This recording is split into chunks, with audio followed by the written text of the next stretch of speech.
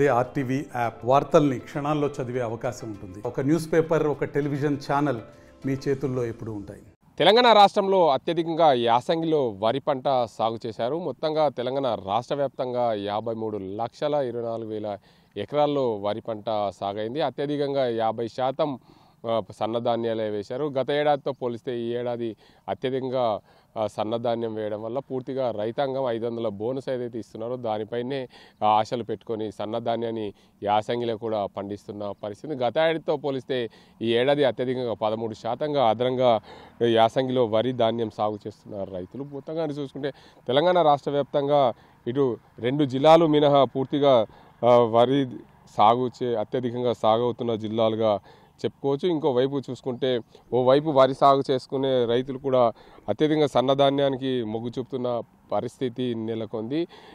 గత వానాకాలం కంటే ఇప్పుడు అత్యధికంగా అగ్రస్థానంలో నిలిచింది రాష్ట్రం. ఇప్పుడు కూడా మళ్ళీ అదే స్థాయిలో కూడా సత్తా చాటేందుకు సమాయత్తమైంది. దాంతోపాటు అన్ని రకాల సాగు చూసుకుంటే రాష్ట్ర వ్యాప్తంగా చూసుకుంటే యాసంగి సీజన్లో గత ఏడాదితో పోలిస్తే ఈ ఏడాది అత్యధికంగా సాగైన పరిస్థితి నెలకొంది. మొత్తంగా చూసుకుంటే ఈసారి నిరుటి కంటే అత్యధికంగా ఈసారి ఎక్కువగా వరి సాగైన పరిస్థితి నెలకొంది. ఏదైతే 2 జిల్లాలు మినహా నిజామాబాద్ జిల్లాలో అత్యధికంగా వరి సాగవుతున్న పరిస్థితి నెలకొంది. ఖచ్చితంగా 2020-21లో 52 లక్షల ఎకరాల్లో పైగా సాగైతే 21-22లో 35 లక్షల ఎకరాలు సాగైంది. 22-23లో 56 లక్షల ఎకరాలు సాగైంది. 23-24 51 లక్షల ఎకరాలలో సాగైతే 24-25లో యాసంగిలో 53,24,772 ఎకరాల్లో వరి పంట సాగుతున్న పరిస్థితి నెలకొంది. నిజామాబాద్ జిల్లాలో చూసుకుంటే గత ఏడాదితో పోలిస్తే ఏడాది అత్యధికంగా వరి సాగవుతున్న పరిస్థితి. 4 లక్షల ఎకరాల్లో ఖచ్చితంగా వరి పంట సాగవుతుంది. అదేవిధంగా సిద్దిపేట జిల్లాలో చూసుకుంటే 3,44,000 ఎకరాల్లో వరి సాగైంది. అదేవిధంగా సూర్యాపేట, అదేవిధంగా నల్గొండ జిల్లాలో చూసుకుంటే నల్గొండ జిల్లాలో 5 లక్షల ఎకరాలు, సూర్యాపేటలో 4,94,000 ఎకరాలు వరి సాగైన పరిస్థితి నెలకొంది. మొత్తంగా చూసుకోవచ్చు అత్యధికంగా సన్నాలకు భారీగా పెరుగుతున్న డిమాండ్ పట్టి చూసుకునే పరిస్థితి నెలకొంది. నిజామాబాద్, సూర్యాపేట జిల్లాలతో పాటు కొడంగల్లో అత్యధికంగా వరి సాగవుతుంది.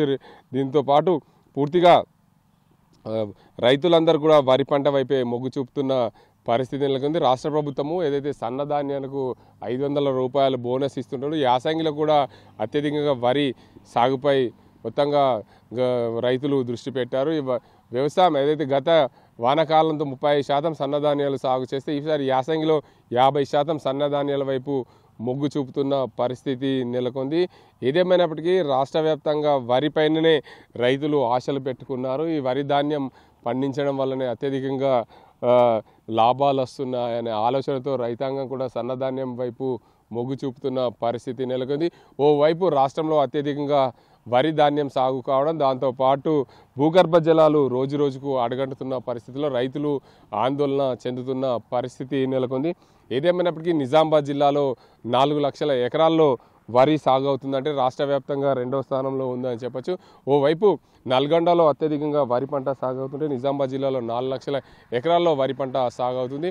రాష్ట్ర వ్యాప్తంగా గత ఏడాదితో పోలిస్తే ఈ ఏడాది అత్యధికంగా సన్నధాన్యం వైపే మొగ్గు చూపిన పరిస్థితి నెలకొని వానాకాలంలో 35% వరి పంట సాగు చేస్తే యాసంగిలో 50% వరి పంట సాగు చేస్తున్నారు. అందులో అత్యధికంగా సన్నధాన్యమే ఉండడం గమనార్హం. ఎందుకంటే ప్రభుత్వము 500 రూపాయలు బోనస్ ఇవ్వడం దీనికి ప్రధాన కారణమైంది. మరోవైపు యాసంగిలో పంటలు వేయాలంటే ఇబ్బందులు అవుతున్న పరిస్థితుల్లో ఈసారి యాసంగిలో అత్యధికంగా వరి పంట సాగడం, పూర్తిగా రైతులకు సన్నధాన్యం వేయడం, దానికి బోనస్ ఇవ్వడమే ప్రధాన కారణం అని చెప్పి ఇంకోవైపు ఎండలు ముదురుతున్నాయి. దాంతోపాటు భూగర్భ జలాలు అడుగంటుతున్న సమయంలో రైతులు తమ పంటలు కాపాడుకునే దిశగా నానా ప్రయత్నాలు చేస్తున్నారు. ప్రభుత్వం అయితే సన్నధాన్యానికి బోనస్ ఇవ్వడంతో రైతాంగం కూడా వరి వైపే మొగ్గు చూపారు.